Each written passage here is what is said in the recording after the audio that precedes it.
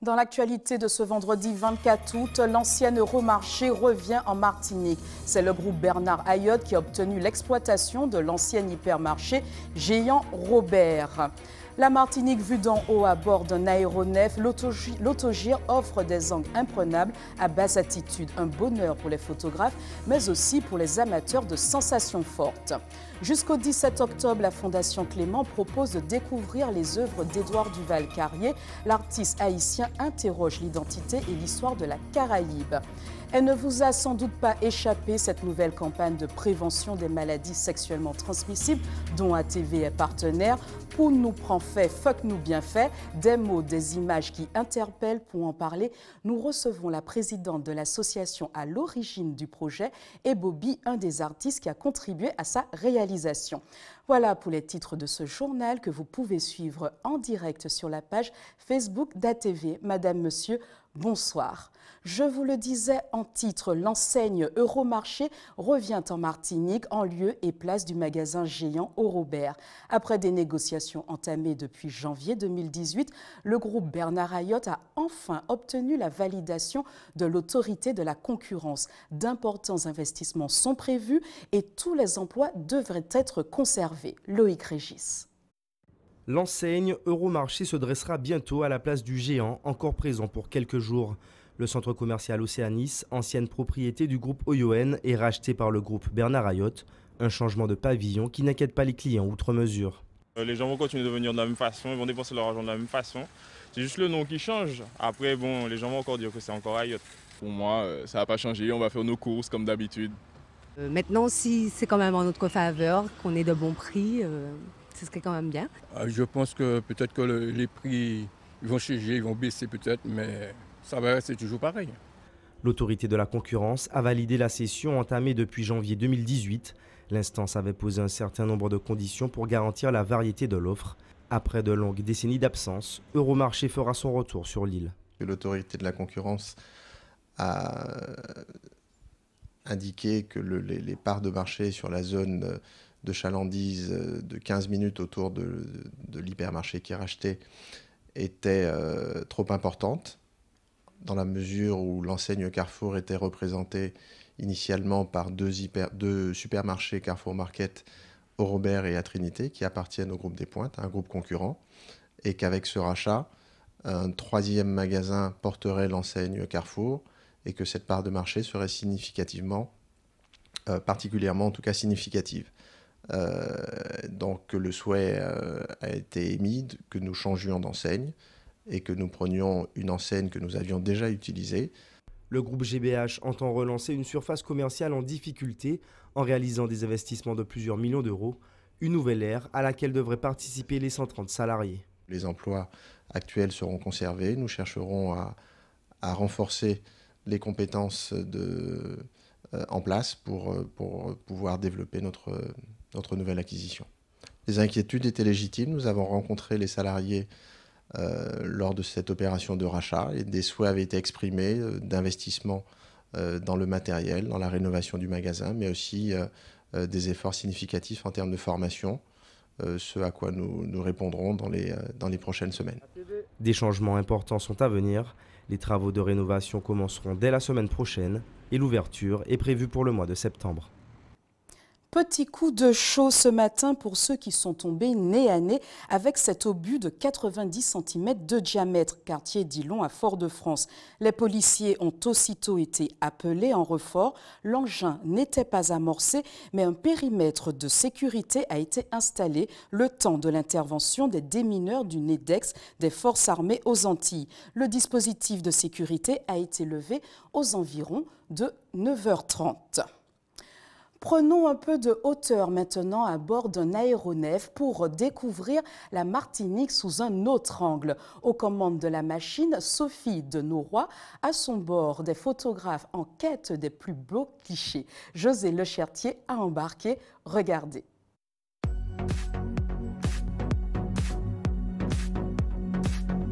Prendre de l'altitude pour trouver le meilleur cliché, c'est l'objectif d'Alizé, 17 ans, passionné de photos. Son challenge ? Participer à la journée mondiale de la photographie et du concours de photographie aérienne. Son choix s'est porté sur l'autogire, un appareil qu'elle ne connaît pas. Au stress du concours s'ajoute l'effet de surprise. Forcément, j'étais étonnée, surtout qu'en plus, il n'y a rien pour protéger, il n'y a pas de capot. Tu lèves les bras et puis ça y est, tu es dans le vide. Donc forcément, on est un peu surpris au début, mais après, on s'y fait et quand on est dedans, on profite à fond, quoi. L'appréhension laisse place au plaisir, l'aéronef lui semble être l'appareil idéal. Avec l'autogire, on n'est ni trop haut ni trop bas et on peut avoir des super belles prises de vue et prendre des photos vraiment superbes. Donc c'est ça qui est bien.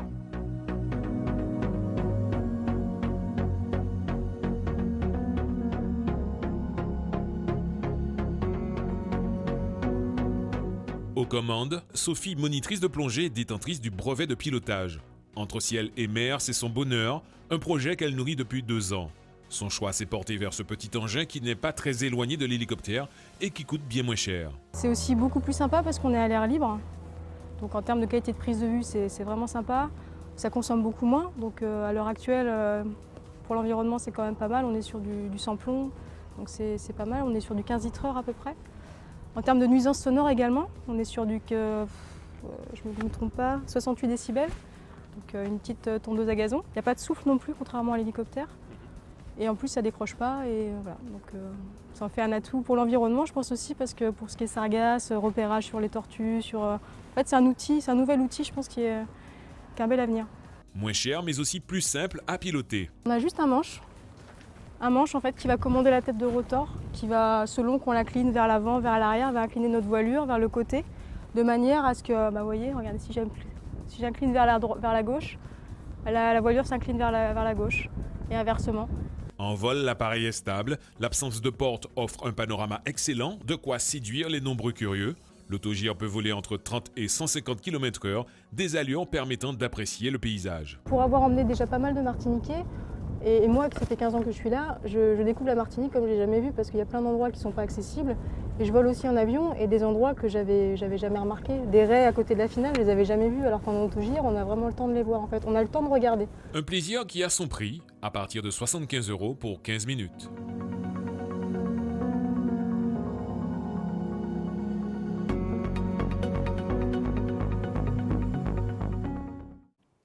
En cette fin de vacances, la ferme Perrine a ouvert ses portes aux familles. L'occasion pour parents et enfants de passer un moment agréable en pleine nature. Une journée conviviale que José Lechertier a partagée. Regardez. Apprendre manger, manger, paya. Maïlani bon mangeant, paya. Apprendre manger, manger, paya. Maïlani bon mangeant. Le grand public aujourd'hui est invité à venir pique-niquer à la ferme. Donc on a plusieurs familles qui sont présentes, qui se sont installées sous les arbres à l'ombre, donc qui sont venues pique-niquer, profiter justement de l'espace pour cette journée en nature. Bon manger, apprendre manger, manger, paya. Belle manger, bon manger, apprendre manger, manger, paya. Souvent dans les supermarchés on voit des choses importées alors qu'ici on voit des choses qui poussent localement. Et sur les marchés c'est bien aussi mais on ne les cueille pas donc on ne voit pas dans quel état ils sont, quand ils sont trop petits, quand ils sont trop mûrs. Voilà, on ne voit pas le fruit dans toute son histoire. Oui, c'est bon manger, apprendre manger, manger, c'est bon manger. Je dis que c'est une ferme que je ne connaissais pas, mais que je suis très contente, très heureuse et aussi très satisfaite d'avoir aujourd'hui participé à cette journée à la ferme. Et je prends conscience que des gens en insertion peuvent faire de très grandes choses. L'essentiel, c'est qu'ils s'y mettent et qu'ils le fassent avec beaucoup de foi.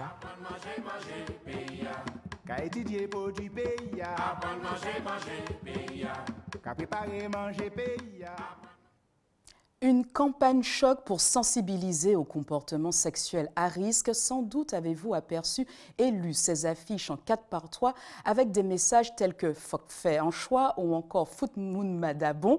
Ces affiches s'accompagnent de spots vidéo diffusés sur Internet et en télé, notamment sur ATV. Pour en parler sur ce plateau, la présidente de l'association Insert Art, Chanaël, bonsoir. Avec nous également l'artiste humoriste Bobby, qui a participé à la réalisation donc, de la campagne. Avant donc, de revenir sur toutes ces questions qu'on se pose sur cette campagne, je vous propose de regarder un spot, un des spots.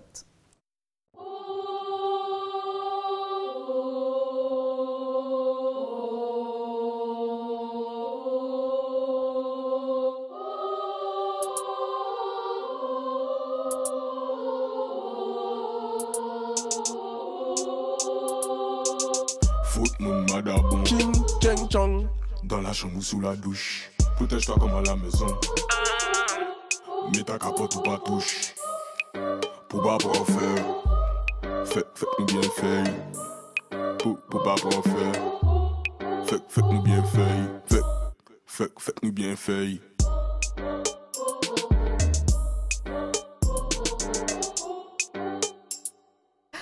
Alors, disons-le directement, hein, cette campagne n'est pas passée inaperçue.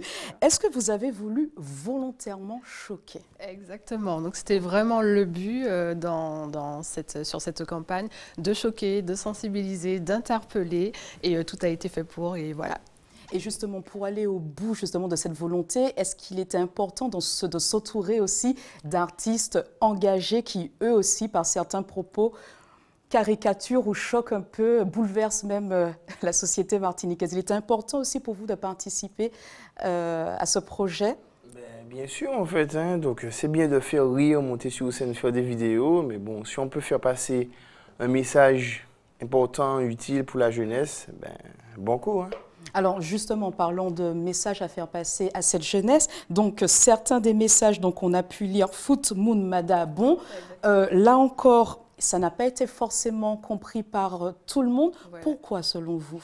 Alors, c'est vrai que nous avons travaillé une stratégie différente que celles qui sont adaptées sur les visuels lambda qu'on a l'habitude de voir.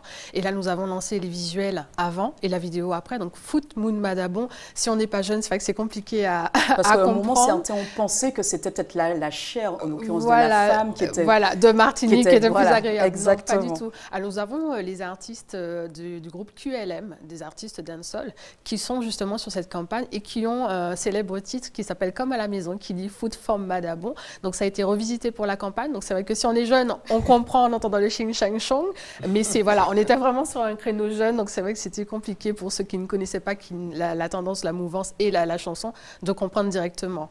Alors justement, vous avez été aussi interpellé par, on va dire, ces personnes qui éventuellement... Oui, nous avons eu énormément de retours. Donc, dans un premier temps, des retours très positifs par rapport aux professionnels de santé, donc ceux qui sont engagés et qui reçoivent prioritairement les personnes infectées, etc., qui nous ont félicité pour cette campagne, puisque c'est vrai que c'est un sujet chez nous qui est un petit peu tabou.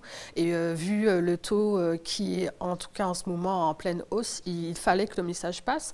Et puis, je ne pourrais pas dire des retours un peu négatifs, mais plutôt dans l'incompréhension, notamment sur le terme fuck. Donc certains n'ont pas tout de suite compris le jeu de mots, certains ont pensé qu'on voulait écrire fuck en créole. Non, c'était vraiment le mot avec la connotation sexuelle qui était vraiment voulue pour choquer, pour sensibiliser. En même temps, je dis choquer, sachant tout ce qu'on voit aujourd'hui, c'est quand même difficile à entendre que ça choque, mais il fallait quand même mettre le point d'honneur dessus, il fallait quand même... Alors justement, il fallait trouver les bons mots. Alors je reprends pour choquer, mais parce que votre cible était bien déterminé, donc c'est un public jeune qui est habitué à ce genre, on va dire, de textes, de mots, d'attitudes.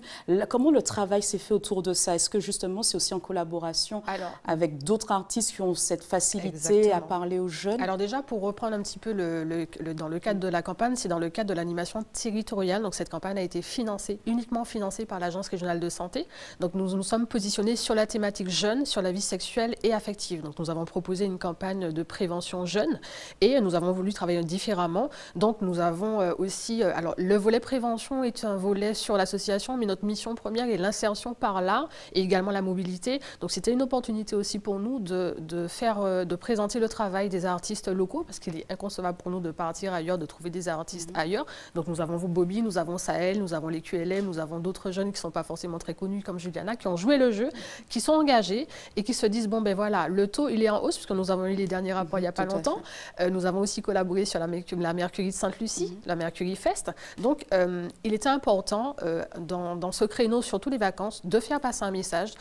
C'est quand même dommage qu'il faille arriver à cet extrême pour que le message puisse passer, mais j'ai envie de dire, quand vous voyez un visuel lambda, on ne s'arrête pas forcément devant, tandis que là, on voit Foot Moun Madabon, on voit autre chose. Petits comme grands ont été interpellés. Exactement. Bobby, justement, vous avez pris part à cette aventure.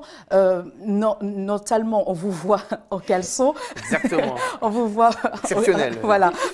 Mais ce n'est pas que ça. Vous êtes aussi derrière la caméra, puisque vous avez réalisé le spot. Là aussi, comment ce travail s'est-il articulé autour du projet? Ben, comment ça s'est articulé? C'est toute une team, hein, c'est toute une équipe. On s'est donné certaines règles. Est-ce que vous avez aussi conseillé, puisqu'on sait aussi que vous êtes souvent avec ce public jeune, vous le côtoyez, vous faites des parodies de certaines situations qu'ils vivent. Est-ce que ça vous a aidé, facilité dans la réalisation? Ben, bien sûr. En vrai, je pense que c'est pour ça aussi qu'elle m'a choisi. Il a une vision et il a déjà, professionnellement parlant, il s'occupe déjà des visuels, il réalise déjà. Donc moi, j'avais déjà une idée toute faite avec le script et lui, il m'a apporté ce côté conseil et sur ce terrain où je suis un peu novice. Donc il était de bons conseils. Mais c'est pas difficile d'aborder un sujet aussi, on va dire, un peu plus sérieux, Bobby, quand on vous connaît un petit peu sur des choses un peu plus légères? Mais quand on me connaît bien, on sait que j'aime quand même faire passer des petits trucs, des petits messages, des petits sous-entendus, des petites allusions. Donc franchement, ça a été un vrai plaisir et voilà, quoi. J'ai toujours eu l'habitude d'être sur des projets, bien sûr très comiques, mais aussi à la fois très sérieux aussi. Donc franchement, c'était une belle opération. On parlait de ce jeune public, on a parlé de certains retours, on va dire, d'une génération un peu plus âgée. Oui. Mais ce jeune public, est-ce que vous avez eu des retours de lui? Bien sûr, bien sûr. Et de quel type? Alors, vous savez, nous, on collabore ensemble sur le côté médiatique, notamment sur Instagram, sur les réseaux. Et beaucoup. Voilà. Il y a ceux qui ont eu du temps à comprendre. Ah, c'est vrai. Et puis, il y a ceux qui vraiment... Pourquoi alors? Qu'est-ce qui a bloqué? Non, mais en fait, c'est très minoritaire, hein, en vrai. Ouais, donc, franchement, au niveau des jeunes, c'était vraiment minoritaire. C'est vraiment minoritaire dans la majorité, la plupart des gens. J'ai dit ça pour rigoler, mais bon, dans la majorité, la plupart des gens ont compris, ont adhéré. Beaucoup d'humour également, beaucoup de partage d'humour. Voilà, et puis, c'est ce qu'on attendait aussi, le partage, parce que du coup, quand le message, il est partagé, ça veut dire, voilà, regardez ça, faut mettre tes capotes, tout, machin. Donc, c'était vraiment ça, c'était l'humour, c'est le partage entre les amis, les gars, voilà. Vous voyez quand même sur le visuel qu'il y a des personnes qui sont quand même connues. Vous avez Rico de la sécurité à qui je fais un coucou aussi. Donc, il y a des personnes vraiment qui ont joué un rôle, des personnes qui sont porteurs de messages, qui ont un certain poids au niveau de la population. Donc, et est-ce que ça a joué parce que cette chanson, finalement, est presque devenue un peu le tube de ces grandes vacances? Est-ce que ça a poussé? C'était déjà le tube. On n'a rien changé à la notoriété de la chanson. Je crois qu'ils nous ont plus aidé, nous, parce qu'ils sont jeunes, ils sont fun. C'est vrai que les paroles ont été revisitées, puisqu'on ne pouvait pas mettre n'importe quoi pour la campagne. Mais non, les jeunes se sont retrouvés dedans. Donc, c'est vrai que c'était compliqué à comprendre si on n'est pas jeune. Mais Foot, Moon, Madabon, ça parle, voilà. C'est parlant. On n'a pas eu à chercher trop loin. On a travaillé avec eux. Donc, je leur fais un gros coucou, DJ Skunk et les artistes des QLM qui sont sur la campagne. Et ils ont joué le jeu. Et non, les gens, ils ont compris. Les jeunes, ils ont compris. Donc, mais les professionnels de santé, vraiment, étaient très, très contents. Mais le constat reste quand même un petit peu triste parce qu'on n'est pas encore prêt à parler ouvertement de la sexualité. En tout cas, il faut que le travail continue. Je vous remercie d'avoir répondu à mes questions et bonne continuation pour la suite. La Martiniquaise Mandy François Elie a encore fait parler d'elle à Berlin hier lors des championnats d'Europe d'athlétisme handisport. Elle a décroché la médaille d'or sur le 100 mètres. Déjà titrée il y a 4 ans, elle s'empare par la même occasion du record du chrono. Jusqu'au 17 octobre, la Fondation Clément propose de découvrir les œuvres d'Édouard Duval-Carrier. L'artiste haïtien interroge l'identité et l'histoire de la Caraïbe. Ses créations s'inspirent de symboles de son pays. Décolonisons le raffinement. C'est le titre de cette exposition que nous fait vivre Loïc Régis. Regardez.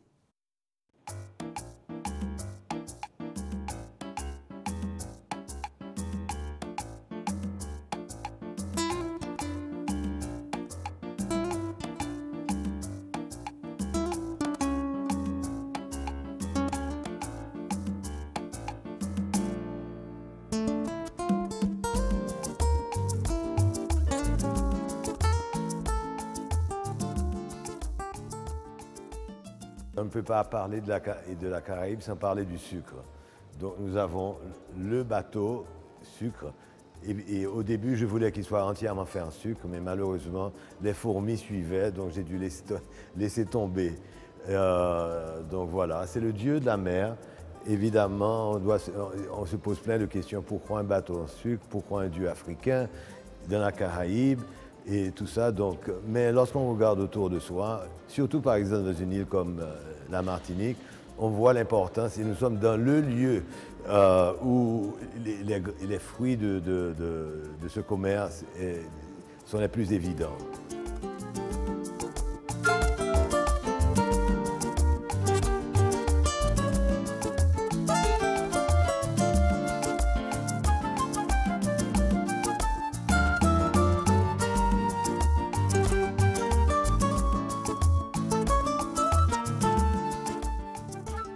C'est autour d'un livre magnifique écrit par un Cubain sur Haïti. Le livre s'intitule Le royaume de ce monde. Et par comble, le livre a créé toute une mouvance qui s'étend dans toutes les Amériques et le concept du réalisme merveilleux. Donc c'est un livre que j'ai lu très tôt dans ma vie et qui reste presque un livre de chevet. À la fin, je me suis dit, bon, personne ne l'a illustré, moi je serai le premier à le faire.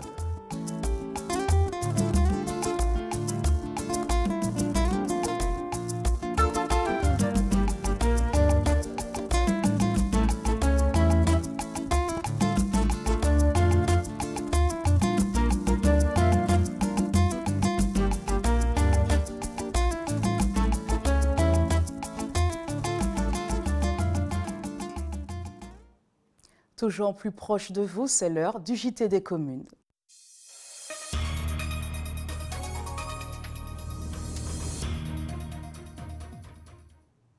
Ce soir, je vous propose de redécouvrir avec Hubert Bornil la passion de Mirella Petit. Elle confectionne des meubles et des objets en carton, des réalisations plus vraies que nature. C'est le meilleur du JT des communes et c'est au domaine de Tivoli. Regardez. Ça me rappelle vraiment une petite chanson que l'on fredonnait à l'époque.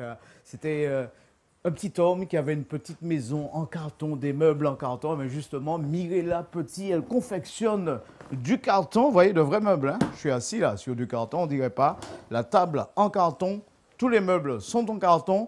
Franchement, cette dame, elle fait du beau travail avec du carton. Mirella Petit occupe ses journées à réaliser des meubles et objets personnalisés rien qu'à partir de carton d'emballage. Ça m'a donné un tabouret. Donc j'ai fait mon montage et je suis en train de renforcer de façon à ce que ce soit pour solidifier. Donc toutes les parties intérieures sont craftées. Rien à voir avec le dernier poste qu'elle occupait au sein d'une grande surface, c'était avant son licenciement. Une activité qu'elle a découverte par pur hasard. La base, c'est la récupération, pour que ce soit écologique et pas cher. Le but, mon but surtout, c'est l'écologie, c'est de récupérer. Parce qu'on jette énormément de carton, donc pourquoi ne pas récupérer? À force de patience et d'abnégation, la dame excelle maintenant dans cet art en redonnant des formes, des couleurs et du style au carton. Je pars d'une planche de carton. Je vais dessiner mon meuble sur ce carton,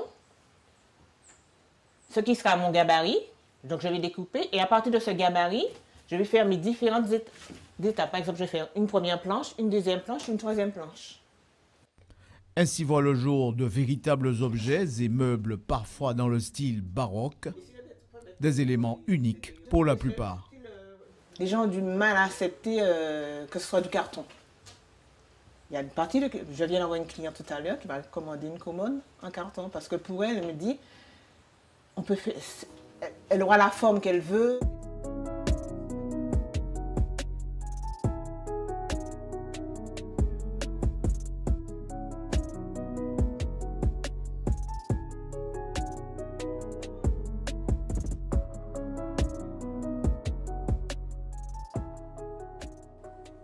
C'est vraiment du bel art. Alors, si vous voulez rencontrer Mirella Petit, le domaine de Tivoli, il y a tout plein d'arbres. Elle travaille dans la tranquillité. Venez voir ce travail. C'est la fin de ce journal. Avant de vous quitter, je vous rappelle les principales informations développées ce soir dans cette édition. L'enseigne Euromarché revient en Martinique. C'est le groupe Bernard Ayotte qui a obtenu l'exploitation de l'ancien hypermarché géant Eurobert. La Martinique vue d'en haut à bord d'un aéronef, l'autogire offre des angles imprenables à basse altitude, un bonheur pour les photographes mais aussi pour les amateurs de sensations fortes. Jusqu'au 17 octobre, la Fondation Clément propose de découvrir les œuvres d'Édouard Duval-Carrier. L'artiste haïtien interroge l'identité et l'histoire de la Caraïbe. Elle ne vous a sans doute pas échappé, cette nouvelle campagne de prévention des maladies sexuellement transmissibles dont ATV est partenaire. Poupa prend fait, fuck nous bien fait, des mots, des images qui interpellent. Ce soir, la présidente était sur notre plateau pour nous en parler. Restez avec nous tout de suite après votre journal. Retrouvez nos confrères de BFM TV pour un point complet de l'actualité nationale et internationale. À 20h, rendez-vous avec votre magazine de cinéma Côté Ciné, suivi de votre nouveau rendez-vous divertissement avec Arthur, Diversion. Passez une bonne soirée en compagnie de nos programmes et moi je vous dis à demain 18h50 pour les titres. Bonne soirée.